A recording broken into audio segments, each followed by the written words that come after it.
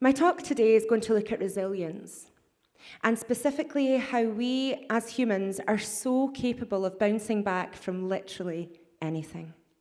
More capable than you could ever imagine, and I know this because I've been there. I've been so lost in the darkness it would have been easier to never open my eyes again. But you wouldn't know what I'd been through to look at me. You see, none of us wear our stories. We experience them, we survive them, we share them. I'm a survivor.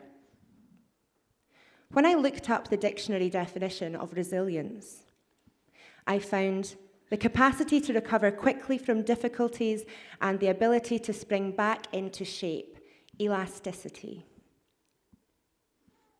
These words and this theme of bouncing back have played a profound part in my journey and in my life as a whole. And so in my talk, I'd like to explore that further and share my truth in relation to my very personal experience around mental health and bouncing back. So as Diane said just there, my name's Mandy Jones, and I founded a now global community called the Empowered Women Project. From 2013 to 2017, you'd be forgiven for thinking that my life was like a fairy tale. I was a competitive bodybuilder, which meant I had a rock-hard, beautiful body, which I trained hours and hours per week for. I traveled to far-flung destinations, and I had a husband who adored me, a nice flat, an amazing job, and a big family and friends who also loved me. By glancing over my social media, I was the girl who had it all. But in March 2017, a series of events occurred which changed life as I knew it forever, and it has shaped the person I've become and how I now experience the world around me. On March the 11th, 2017, I was in the flat on my own with our cat. My husband wasn't home. At 3 a.m. in the morning, there was a loud bash, bash, bash on the door. Nervously and reluctantly, since I was all on my own, I approached the door just in case it was an emergency. Strangely, I couldn't see anything out of the spy hole, and I was apprehensive about opening the door. I decided to go for it, and when I opened the door, all I could see was black smoke filling up the close and fast. As if in survival mode, fight or flight kicked in. I grabbed a jumper, covered my face, and made my way best I could out of the building. On my way down the stairs, I managed to bash each other door and shout fire through the letterboxes. When I eventually made it out of the building and called the fire brigade, it was too late for my neighbours to make their way down the stairs, through the close, and out the main entrance, which meant I was stood alone in my pyjamas, one sock on and one bare foot on the damp ground, staring back at a building with my neighbours at their windows screaming at me, do something, Mandy." Time stopped. I remember when I was asked how long it took for the fire brigade to arrive, I answered half an hour, truthfully and with conviction. But when they checked my call log, it had been 6 minutes. Thankfully, the fire brigade got all of the humans out of the blaze safely, but my cat unfortunately died, and all of my belongings were destroyed in the blaze. I'd been involved in an arson attack. I'll never know the details for certain, as I wasn't well enough to give evidence, but it's thought the man started the fire in the close, panicked at how quickly it gained momentum, and bashed my door to alert someone to the fire. It was a long, long night of statement giving and mulling over everything which had happened, and still no sign of my husband, because he hadn't been where he said he'd been. He'd been with the woman who he left me for later that day. I lost everything overnight. The fire and the loss affected me so much, I stopped showing up to work. I was moved into temporary homeless accommodation. I started making poor decisions, and I was slowly coming to terms with the fact that I'd now be facing the world all alone. I was sure that I could do it, though. I thought, I'll throw myself into my training, I'll find a new place to live and create a new life for myself. That all sounds great, but you can't live the life of your dreams if you don't deal with the demons in your head, and I wasn't dealing with any of the demons in my head. Fast forward to March 2018, the divorce came through, and I'd been suppressing the trauma and loss for a full year now, and everything just came to a head. I remember sitting in a coffee shop one day, and I thought, I can't do this anymore. I can't hide how I feel anymore. I can't be the Mandy everyone wants me to be, the Mandy everyone expects me to be. I just want to disappear. I don't want to exist anymore. Not if existing feels like this. So with that thought, I messaged my mum, my brothers, and my sister. I told them that I loved them. I lumped myself into a taxi with a heavy heart, and I asked them to take me to the Tay Bridge. I remember the darkness and desperation so vividly I felt on that short journey in Dundee.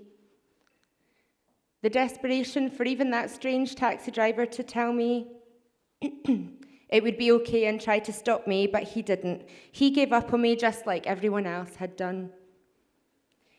The weight of the world was just too heavy to bear. I remember handing a £5 note to the driver, getting out the car, and then running towards the bridge. There were things falling out my bag. I lost all sense of direction. I felt frantic. I was sat on the bridge, ready to take my own life. And then I remember feeling nothing. I was so numb. A passerby found me sitting on the bridge, and he stood with me, but I don't remember a word he said. The next thing I remember is being in the back of a police car, being escorted somewhere. They were muttering something about my mum looking for me, and they took me to a hospital where I was sectioned under the Mental Health Act. I had to be saved from myself.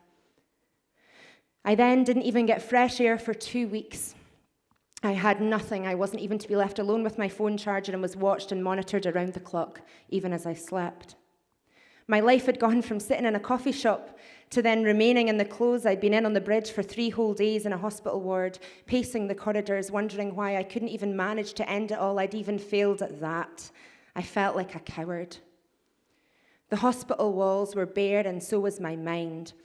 As a human, I felt like a blank canvas, an empty vessel, drained of anything and everything which ever meant anything to me. I had nothing left to give, but I also had nothing left to lose. As the days went on and the hands on the clock went round and round and the medication went up, I decided that I wanted to feel something again. I wanted to feel productive again, even for a moment. So I started writing. The girl that didn't even pass her higher English, I'm not a novelist, but I started to write about how I was feeling and things I might do when I'm well again, ways I'd like to feel, things I'd love to experience, reasons to carry on living. I'd always fancied a blog, so I decided I'd put them on the internet and called my wee pocket of the World Wide Web the Empowered Women Project. Pretty soon, people from all corners of the globe started sending messages of solidarity to the project, but also started submitting their own stories relating to mental health, body positivity, love, loss, and life. I enjoyed sitting down and writing about my recovery and about a life I might lead when I was feeling better. It was therapy for me. It gave me a purpose and a focus when everything around me felt empty. From there, my whole life grew. It grew from my willingness to be vulnerable and raw, exposed for the world to see. It was liberating. When we drop our ego and all of the things we think others expect of us, we are truly able to let others in and grow in ways we never thought possible. Fast forward nearly 2 years, I'm certainly not perfect. No one is.